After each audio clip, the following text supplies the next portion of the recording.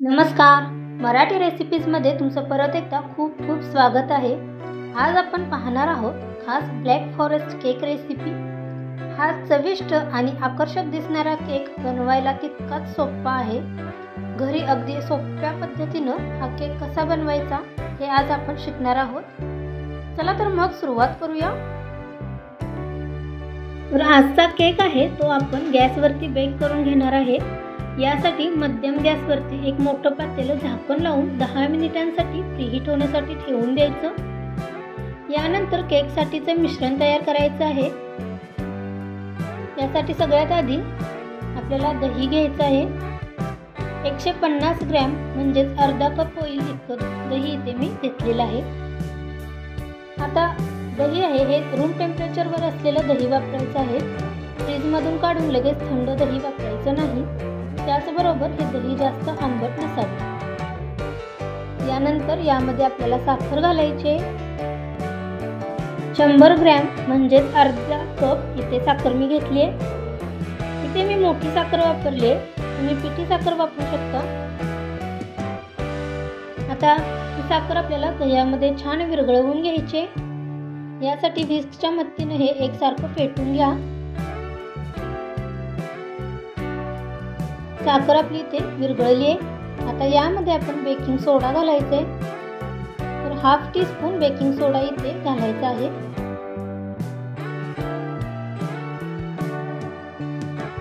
यानंतर baking powder आपल्याला इथे वापरायची आहे. 1 टीस्पून बेकिंग पावडर घाला.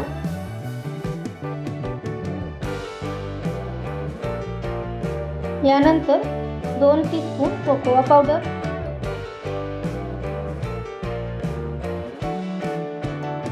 व्हॅनिला इसेन्स 7 ते 8 ड्रॉप, यानंतर तेल घालायचं आहे. 30 ते 40 ml तेल वापरायचं आहे. हे सर्व एकदा आपण मिक्स करून घ्यायचं. खूपच सोप्या पद्धतीने आपण हा चॉकलेट स्पॉन्ज केक तयार करतोय. एकदम परफेक्ट असा हा स्पॉन्ज बनवून तयार होईल. इथे हे सर्व साहित्य एकसारखं मिक्स करून झाले. आता आपण यामध्ये मैदा घालायचा. तर या ठिकाणी आपल्याला 160 ते 170 ग्रॅम मैदा घालायचा आहे. इतक्या बॅटर पासून 1 kgचा केक तयार होतो. तर हा मैदा आहे तो आपण एकदा व्यवस्थित मिक्स करून घेऊया.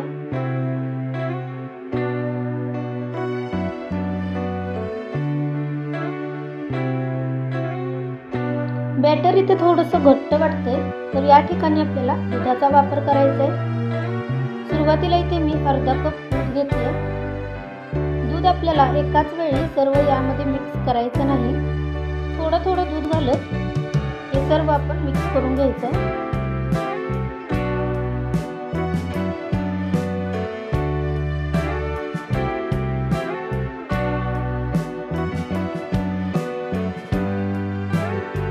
इथे मी परत थोडंसं दूध घालत संपूर्ण अर्धा कप दूध वापरून हे बॅटर तयार करून घेतलं.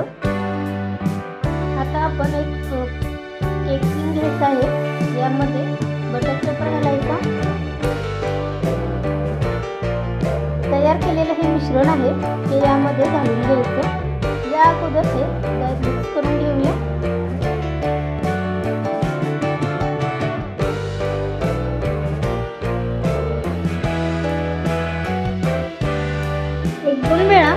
हा टीन आहे तो टॅप करायचा. यामुळे यातील एअर बबल्स तयार होतात ते निघून जातील. यानंतर सावकाशपणे हे भांडं आपण पातेल्यामध्ये ठेवलं. मध्यम आचेवरती हे 40 ते 45 मिनिट बेक होऊ द्यायचे. 45 मिनिटानंतर आपण चेक करूया आपला केक कसा बेक झालाय तो.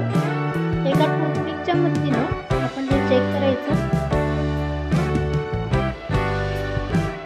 बघू शकता टूथपिक क्लीन आली आहे. म्हणजे आपला हा स्पॉन्ज व्यवस्थित बेक झालाय. तो आता बाजूला काढून घेतला. यावरती कापड झाकायचं आहे. यामुळे स्पॉन्ज मधलं मॉइश्चर आहे ते टिकून राहील. हा स्पॉन्ज कडक होणार नाही. 2 ते 3 तासांनी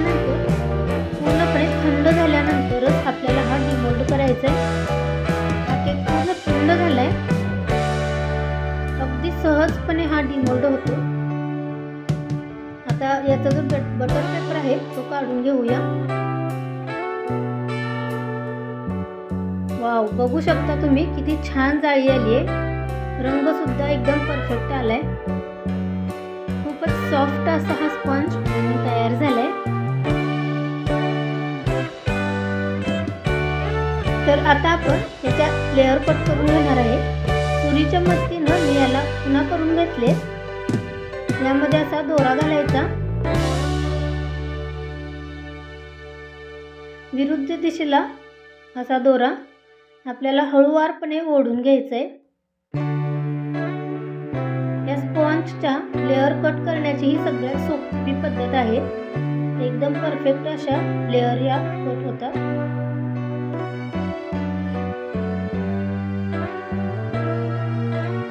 एक लेअर कट करून झाली आहे। तुम्ही बघू शकता व्यवस्थित अशी ते लेअर कट झाले। अशाच पद्धतीने मी दुसरी लेअर सुद्धा कट करून घेतली।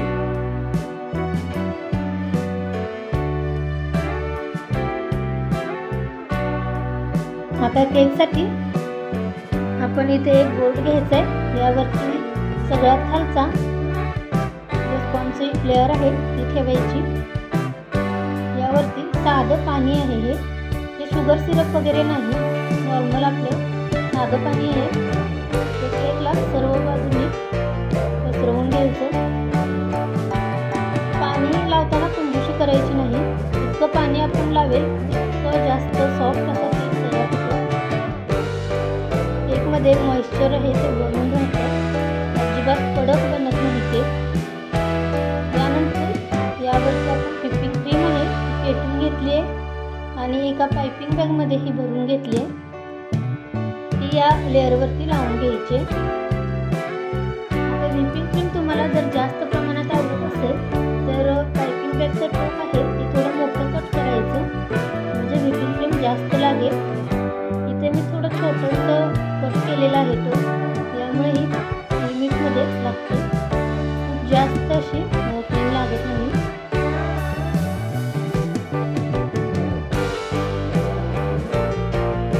क्रीम इथे लावून झाली आहे। आता ही आपण व्यवस्थित सर्व बाजूनी पसरवून घेऊया।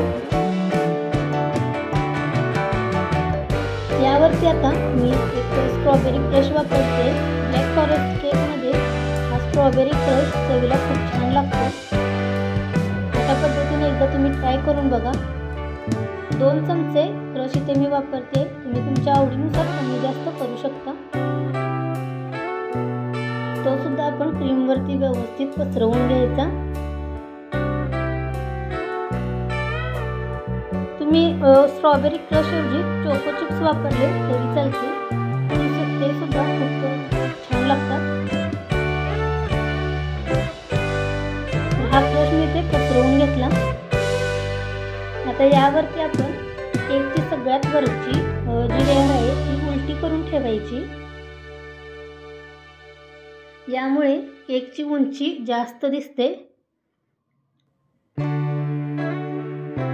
आता यावरती सुद्धा सेमच प्रोसेस केली आहे। सुरुवातीला पाणी लावून घेतलं, यानंतर क्रीम लावून घेतली, यानंतर वरती स्ट्रॉबेरी क्रश लावलेला आहे। हा क्रश व्यवस्थित पसरवून घ्यायचा।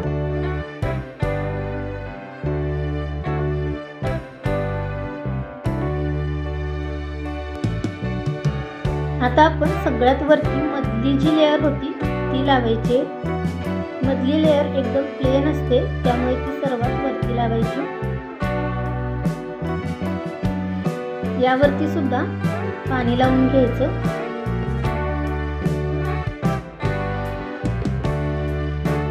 क्रीम आपण इथे लावून घेऊया।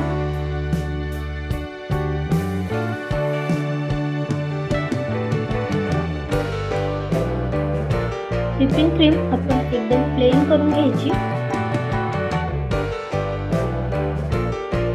आता व्हिपिंग क्रीम प्लेन करत असताना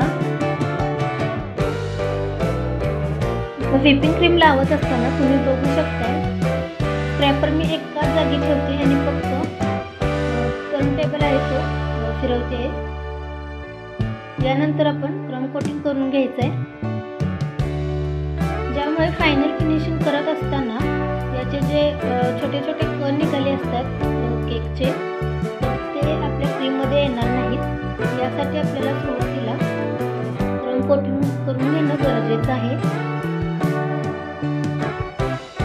थोडीशी क्रीम अशी लावून घ्यायची आणि 2 लेअरच्या मध्ये जो गॅप असतो तो यामुळे भरून निघतो।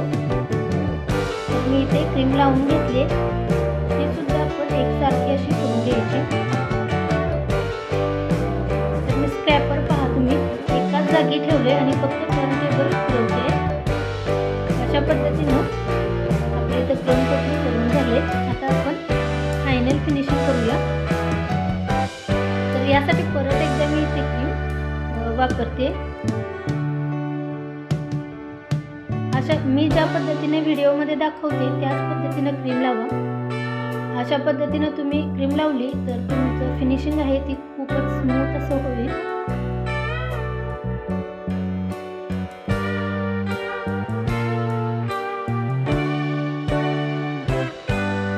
क्रीम पूर्णपणे लावून झाली आहे आणि परत एकदा आपण ही प्लेन करून घ्यायची।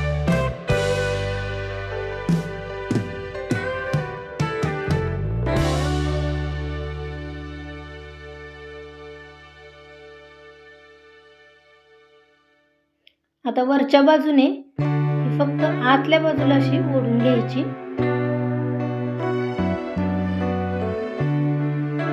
तर बघू शकताय आपलं फिनिशिंग किती छान झालंय। आता इथे मी डार्क कंपाऊंड चॉकलेट छोट्या किसणीने किसून घेतलंय। ते असं पातळ स्टॅपर वरती घ्यायचं आणि अशा पद्धतीने लावून घ्यायचं। इथे मी पूर्ण केक वरती लावते, म्हणजे कडा आहेत त्या पूर्णपणे मी कव्हर करते। तुम्हाला जर चॉकलेट कमी आवडत असेल तर तुम्ही अर्ध्यापर्यंत लावलं तरी चालेल। यानंतर इथे मी मोदकाचं जे नोझल आहे ते वापरून डिझाईन तयार करते। तुम्ही तुमच्या आवडीनुसार डिझाईन तयार करू शकता। तर फक्त मी इथे ठेवते आणि गोल फिरवते।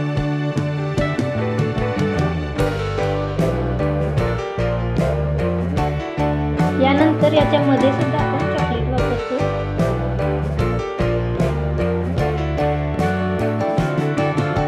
यामध्ये जो आपण स्ट्रॉबेरी क्रश वापरलाय आणि चॉकलेट आहे याची हे जे कॉम्बिनेशन आहे ते खूपच स्वादिष्ट लागते।